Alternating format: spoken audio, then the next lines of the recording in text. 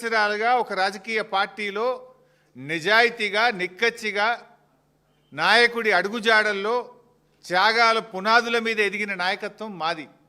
నువ్వేందే చదువుకున్నది బీజేపీ లాంటి నువ్వే చెప్తివి. అదేవిధంగా పెరిగిందేమో తెలుగుదేశం లాంటివి, నౌకరేమో కాంగ్రెస్లో చేస్తున్నా అనబట్టివి. రేపేడుంటావో తెలియని రకం నువ్వు. పుట్టుకో దాంట్లో, చదువో దాంట్లో, నౌకరో దాంట్లో, రేపెండ్లుంటావో నువ్వు. అసలు నీకు నీతి జాతి విలువలు నీకేమైనా ఉన్నాయా? పైసలు పెట్టి పదవి కొనుక్కుంటావు, పూటకో పార్టీ మారుస్తావు. చొక్కాలు మార్చినంత ఈజీగా పార్టీలు మార్చిన నాయకుడు రేవంత్ రెడ్డి. అరే మేము సిల్వర్ జూబ్లీ జరుపుకున్నాం. ఎమ్మెల్యే పదవిని, మంత్రి పదవిని మా నాయకుడు ఆదేశిస్తే గడ్డిపోచల్లాగా త్యాగాలు చేసిన చరిత్ర మాది. వెన్నుపోట్లు పొడిచిన చరిత్ర నీది. నీకు మాకు నక్కకు నాగలోకు అనుకున్నంత తేడా ఉంది. నువ్వా మా గురించి మాట్లాడేది? నీకు మాట్లాడే అసలు నైతికత ఉందా నీకు? ఇవాళ నువ్వు ఎట్లా అంటే ఊసర వెల్లులు కూడా నిన్ను చూస్తే సిగ్గుపడతాయి. నువ్వు మాటలు మార్చే తీరు కానీ, నువ్వు పార్టీలు మార్చే తీరు ఊసర వెల్లులు కూడా సిగ్గుపడేటంత దారుణంగా ఉంది నీ పరిస్థితి. అరే నీ నోటితోనే సోనియా గాంధీని దేవత అంటివి, నీ నోటితోనే బలిదేవత అన్న రకం కదా నువ్వు. మొక్కాల నీ నోటికి. బలిదేవత అన్నది నువ్వే, దేవత అన్నది నువ్వే. రేపు ఇంకేమంటావు ఆమెను? అసలు నీకు స్టాండ్ ఉందా? నీకు ఒక సిద్ధాంతం ఉందా? నీకు ఒక పద్ధతి ఉన్నదా రేవంత్ రెడ్డి? నీకు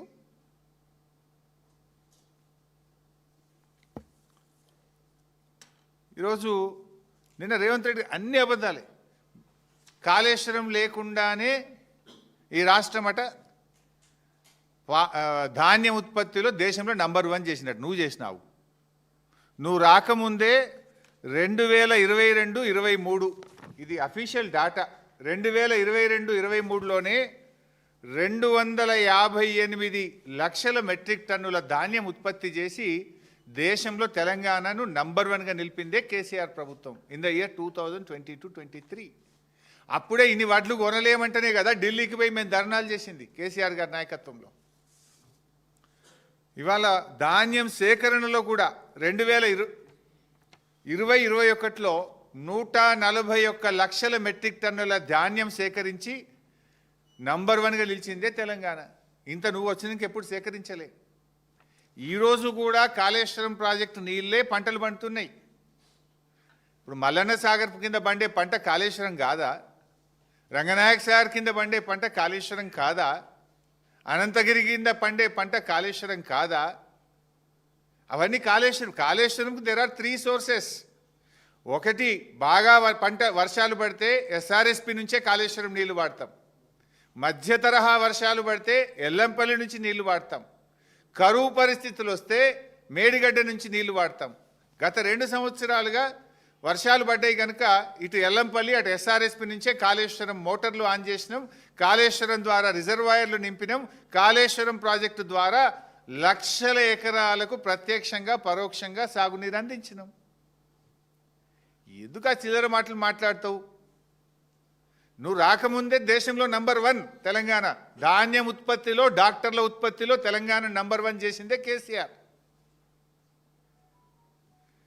ఇవాళ ఇక ఉత్తమ్ కుమార్ రెడ్డి గారు అంటే బాధపడతారేమో కానీ ఆయన వెనకట కేసీఆర్ గారు కాళేశ్వరం మీద అసెంబ్లీలో ప్రజెంటేషన్ పెడితే నేను ప్రిపేర్ అయ్యి రాలేదు అని అసెంబ్లీలోకి వెళ్ళి లేచిపోయాడు.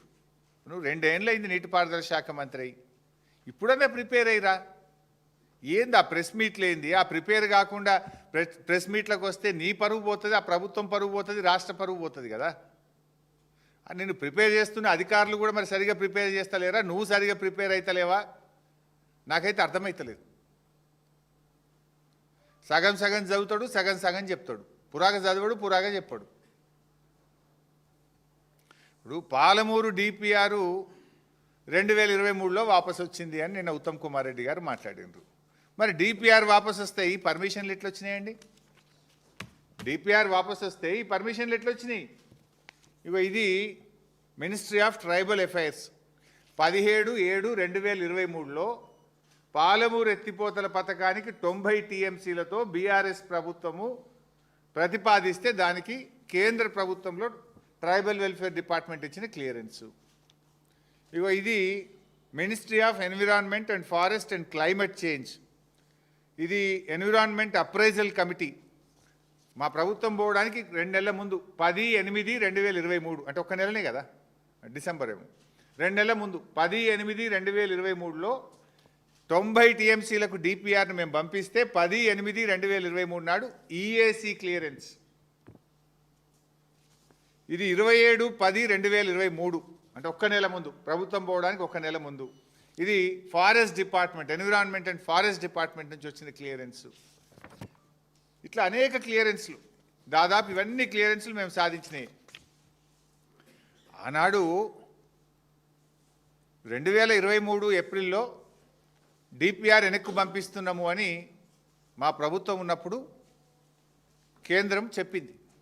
చెప్పిన వెంటనే 2 రోజుల లోపలనే ఆనాటి మా ఇరిగేషన్ సెక్రటరీ రజత్ కుమార్ గారు లేఖ రాసి ఢిల్లీకి పోయి మీరు వెనక్కు పంపొద్దు అని ఒత్తిడి పెంచి పోరాడి కేసీఆర్ గారు స్వయంగా నీటిపారుదల మంత్రితో మాట్లాడి ఆ డిపిఆర్ యొక్క ఈ ప్రాసెసింగ్ కంటిన్యూ చేసినాం, అనుమతులు సాధించినాం. మేము ఎన్ని అనుమతులు సాధించినాము?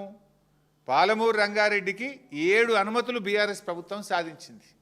1 కాదు 2 కాదు. ఫారెస్ట్ డిపార్ట్మెంట్లో